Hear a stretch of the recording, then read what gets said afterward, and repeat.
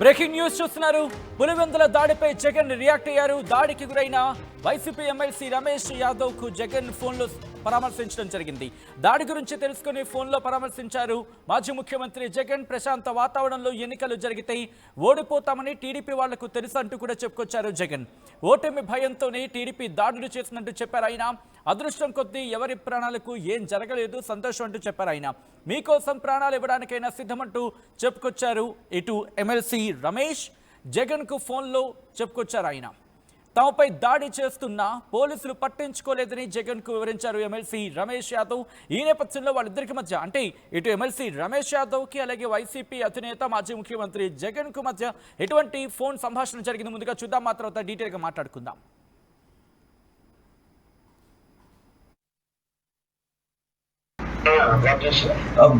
Black చేసి complete గా రాడ్లు ఉన్నాయన్నా, రాడ్లు ప్లస్ కట్టెలు ఉన్నాయి వాళ్ళ దగ్గర.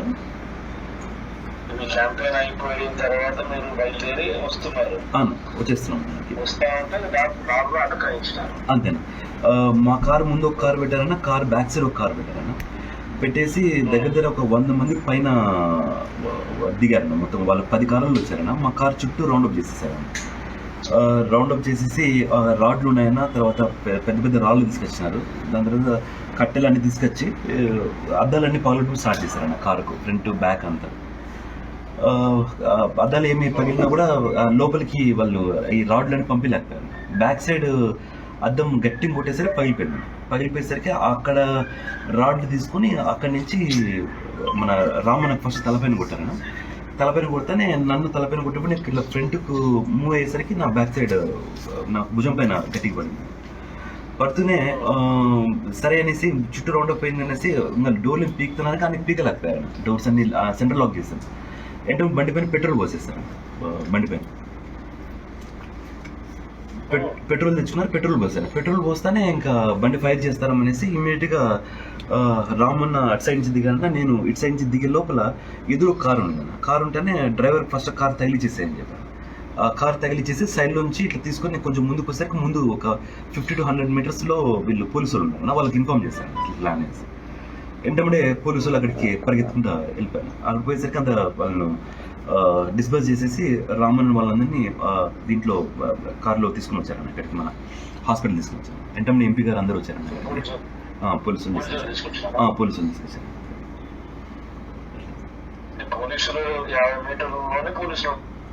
అంటే జస్ట్ 50 మీటర్స్ అన్న. మేము కార్ తగిలిచ్చేసి ముందుకు తీసుకొని పోయేసరికి అక్కడ ఒక ఎస్ఐ ఉన్నారన్న, ఒక సిఐ ఉన్నారు, ఒక 2-3 పోలీసులు ఉన్నారు. మా బండ్లు చూసి అంత బండి అంతా కంప్లీట్ డ్యామేజ్ చేశారన్న. మొత్తం 4 బండ్లు కంప్లీట్ డ్యామేజ్ అంత. ఆ బండ్లు చూసి వాళ్ళు మా దగ్గర పరిగెత్తుకుంటూ ముందుకు అట్లా కొట్టుకుంటూ వచ్చేసాను. వాళ్ళ బండిని కొట్టుకుంటే నేను ముందుకు వచ్చేసాను అన్న. ఎందుకంటే దిగేస్తే మటుకు అక్కడ ఏమైపోతుంది అంటే ప్రాబ్లం, మొత్తం అంతా మీద పడతారన్న. ఆడ పెట్రోల్ పోసాను, పెట్రోల్ కూడా పోసేసాను. అట్లా పోలీసు అయితే వాళ్ళు పరిగెత్తే ఆడికి వెళ్ళిపోయారు, స్పాట్లోకి వెళ్ళిపోయారు. ఇది కేవలం మనమందరం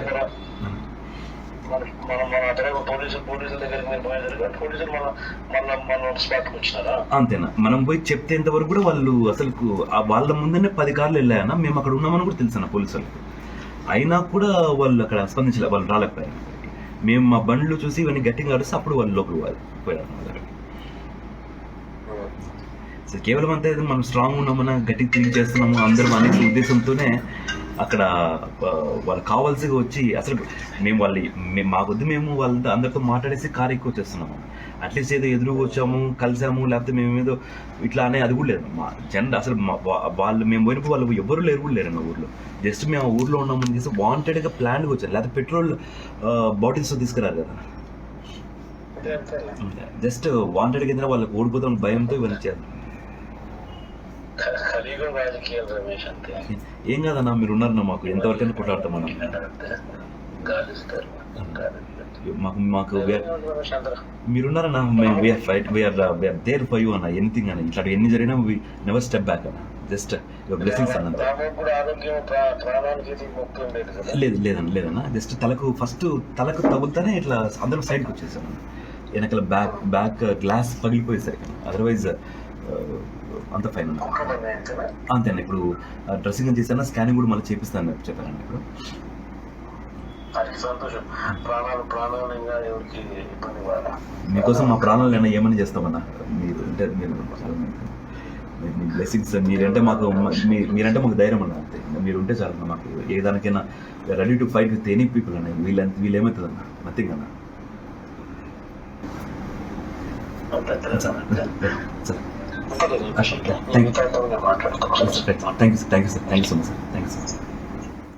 వి ready to fight with any people, మీరు మా సపోర్ట్ ఉంటే చాలు. ఇది ఎమ్మెల్సీ రమేష్ ఆయనతో చెప్పుకొచ్చింది.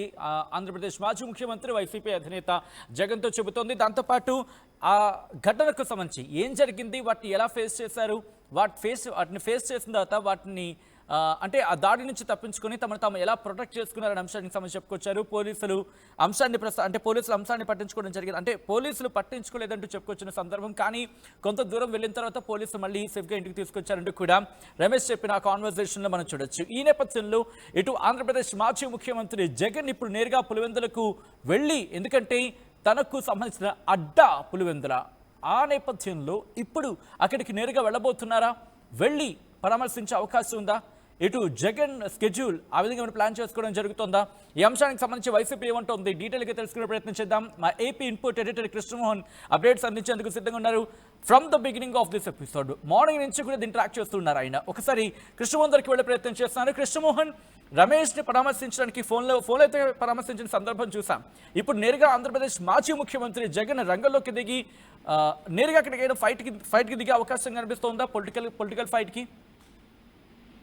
యాక్చువల్ గా ఈ రోజు ఇందాక సాయంత్రం నల్లగొండ వారిపల్లిలో జరిగిన వైసీపీ ఎమ్మెల్సీ మరియు వైసీపీ నేతల మీద నిన్న ఈ రోజు వరుసగా జరుగుతున్న దాడుల నేపథ్యంలో జగన్ ఈ రోజు రియాక్ట్ అయిన పరిస్థితి అయితే ఉంది.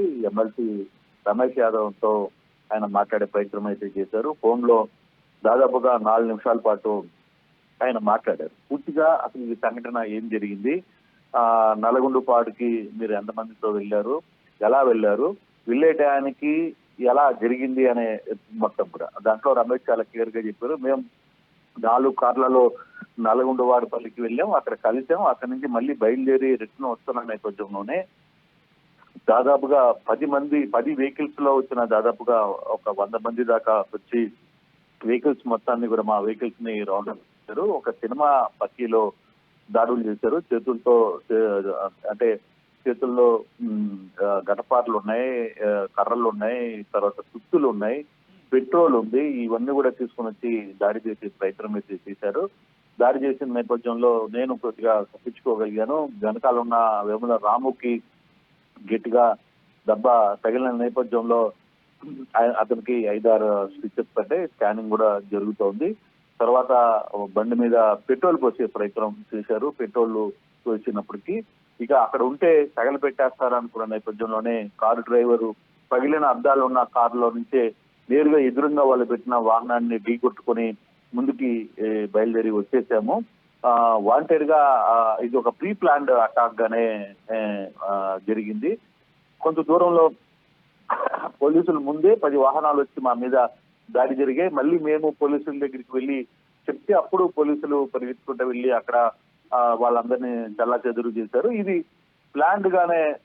ప్రీ ప్లాన్డ్ గానే ఉంది అనే సమాచారం అయితే ఇచ్చారు.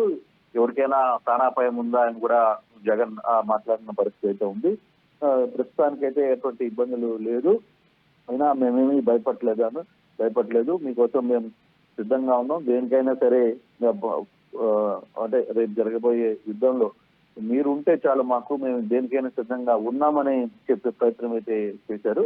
ఆయన కేవలం మురళీ యాదవ్ ఎమ్మెల్సీతోనే కాదు, గాయపడ్డ మరో 4గురితో కూడా ఆయన ఫోన్ లో మాట్లాడి అక్కడ జరిగిన పరిస్థితుల గురించి తెలుసుకునే ప్రయత్నం అయితే చేశారు. అందరికీ కొంత ధైర్యాన్ని నింపే ప్రయత్నం అయితే చేశారు.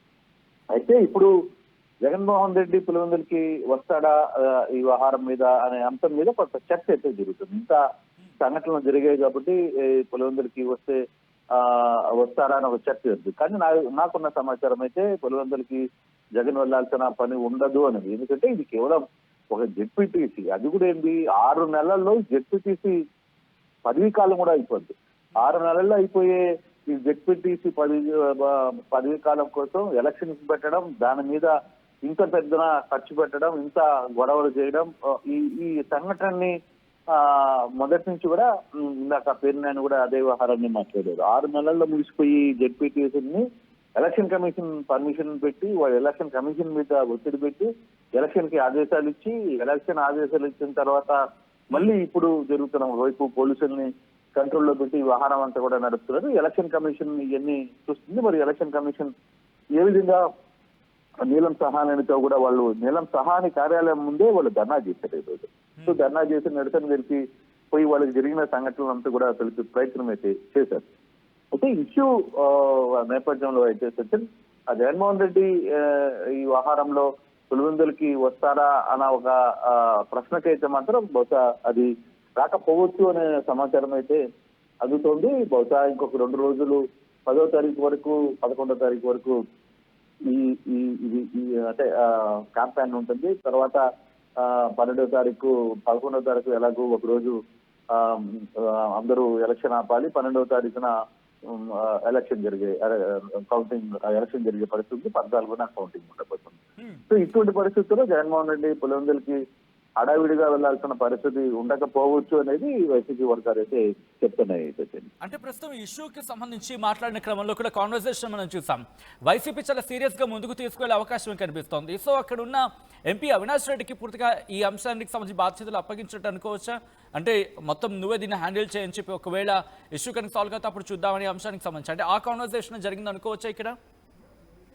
ఖచ్చితంగా అక్కడ పూర్తి బాధ్యతలు అవినాష్ రెడ్డికి, మరోవైపు పొద్దుటూరు మాజీ ఎమ్మెల్యే రాచమల్లకి, వీళ్ళందరికీ బాధ్యతలు అయితే ఒప్పగించారు. అక్కడున్న స్థానిక నేతలు మరో ఎమ్మెల్సీ రామసుబ్బారెడ్డికి కూడా, జమ్మలమడుగు ఎమ్మెల్సీ రామసుబ్బారెడ్డి కూడా బాధ్యతలు ఒప్పగించిన పరిస్థితి కనబడుతుంది. అయితే ఇది స్థానిక నేతలే చూసుకుంటారు. బహుశా విజయవాడలో రేపు జగన్మోహన్ రెడ్డి లేదు ఇక్కడ ఉన్న నేతలు రేపు మళ్ళీ మరోసారి ఏమన్నా కలిసి ప్రయత్నం చేస్తారా ఎలక్షన్ కమిషన్ కి, లేదు డీజీపీ దగ్గర ఏమన్నా మాట్లాడే ప్రయత్నం చేస్తారా, రేపు ఏదైనా ఒక ర్యాలీని నిర్వహిస్తారా లేదా అనేది ఇంకా డెసిషన్ అయితే రాలేదు. కొంత ఇప్పటికే ఈ హడావిడిలో ఉన్నారు. మరో కొంతసేపటికైతే రేపు ప్లాన్ ఆఫ్ యాక్షన్ ఏంటి అనేది కొంత ఐడియాకి వచ్చే పరిస్థితి అయితే కనబడుతుంది.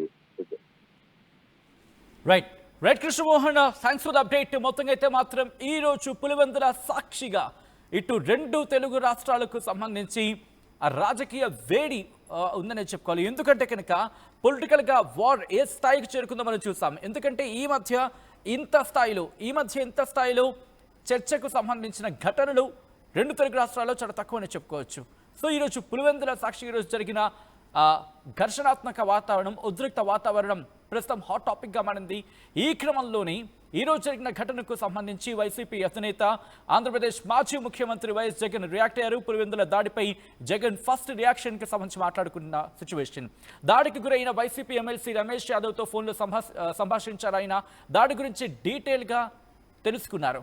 ఫోన్లో పరామర్శించడం జరిగింది. ఫోన్లో పరామర్శించి ఈరోజు ఏం జరిగిందో డీటెయిల్స్ తెలుసుకున్నారు. ఒక్కసారి కాన్వర్సేషన్ చూసే ప్రయత్నం చేద్దాం. బ్లాక్ చేసి కంప్లీట్ గా రాడ్లు ఉన్నాయన్నా, రాడ్లు ప్లస్ కట్టెలు ఉన్నాయి వాళ్ళ దగ్గర.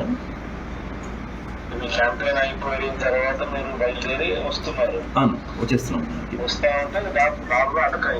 అంతేనా. మా కారు ముందు ఒక కారు పెట్టారన్నా, కారు బ్యాక్ సైడ్ ఒక కారు పెట్టారన్నా.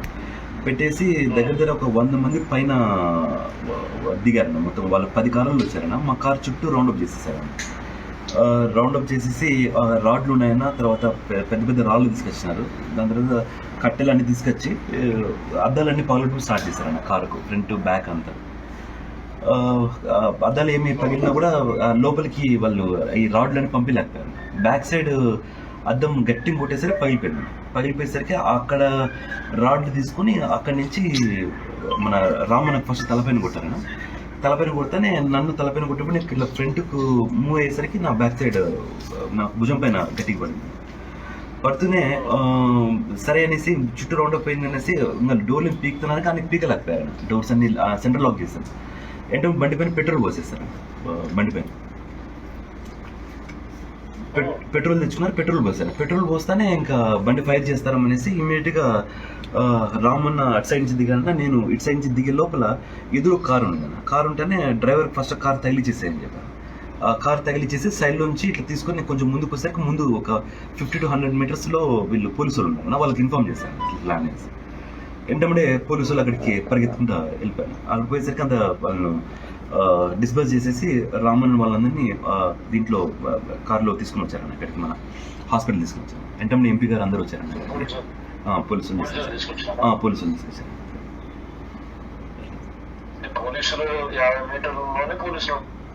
అంటే జస్ట్ 50 మీటర్స్ అని మేము కార్ తగిలిచ్చేసి ముందుకు తీసుకొని పోయేసరికి అక్కడ ఒక ఎస్ఐ ఉన్నారన్న, ఒక సిఐ ఉన్నారు, ఒక 2-3 పోలీసులు ఉన్నారు. మా బండ్లు చూసి అంత బండి అంతా కంప్లీట్ డ్యామేజ్ చేశారన్న. మొత్తం 4 బండ్లు కంప్లీట్ డ్యామేజ్ అంత.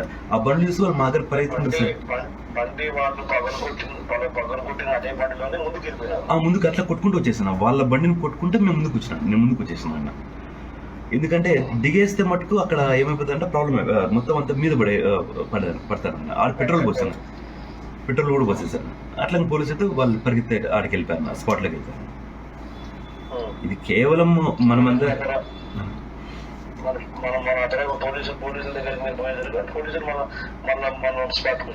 అంతేనా, మనం పోయి చెప్తేంత వరకు కూడా వాళ్ళు అసలు వాళ్ళ ముందనే 10 కార్లు వెళ్ళాయన్నా. మేము అక్కడ ఉన్నామని కూడా తెలుసన్న పోలీసు వాళ్ళకి. అయినా కూడా వాళ్ళు అక్కడ స్పందించలే, వాళ్ళు రాలేకపోయారు. మేము మా బండ్లు చూసి ఇవన్నీ గట్టిగా అరిస్తే అప్పుడు వాళ్ళు లోపల పోయారు. సో కేవలం అంతే, మనం స్ట్రాంగ్ ఉన్నామన్నా, గట్టిగా తిరిగి చేస్తున్నాము అందరం అనే ఉద్దేశంతోనే అక్కడ వాళ్ళు కావాల్సిగా వచ్చి అసలు మేము మాకొద్దు, మేము వాళ్ళతో అందరితో మాట్లాడేసి కారు ఎక్కువ వచ్చేస్తున్నాము. అట్లీస్ట్ ఏదో ఎదురుగా వచ్చాము, కలిసాము, లేకపోతే మేము ఏదో ఇట్లా అనే అది కూడా లేదు. మా జెండా అసలు వాళ్ళు మేము పోయినప్పుడు వాళ్ళు ఎవరు లేరన్న ఊర్లో. జస్ట్ మేము ఆ ఊర్లో ఉన్నామని చేసి వాంటెడ్గా ప్లాన్గా వచ్చారు, లేకపోతే పెట్రోల్ బాటిల్స్ తీసుకురారు కదా. జస్ట్ వాంటెడ్గా ఏదైనా వాళ్ళకి ఓడిపోతాం భయంతో ఇవన్నీ చేయాలి. ఏం కాదన్నా, మీరు ఉన్నారన్నా, మాకు ఎంతవరకైనా కొట్లాడతామన్నా. మాకు మీరున్నారన్నా, మేము వీఆర్ దేర్ ఫర్ యూ అన్న. ఎనీథింగ్ అన్న, ఇట్లా ఎన్ని జరిగినా వి నెవర్ స్టెప్ బ్యాక్ అన్న. జస్ట్ యువర్ బ్లెస్సింగ్స్ అన్న.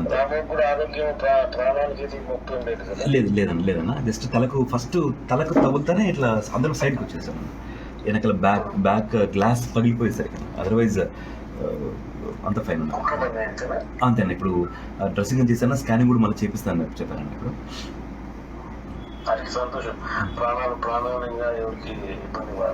మీకోసం మా ప్రాణాలు అయినా ఏమని చేస్తామన్నా. మీరంటే మీ బ్లెస్సింగ్స్, మీరంటే మాకు ధైర్యం అన్న. అంతే, మీరుంటే చాలు మాకు. ఏ దానికైనా ready to fight with any people అన్న. వీళ్ళు ఏమవుతుందన్న, నథింగ్ అన్న.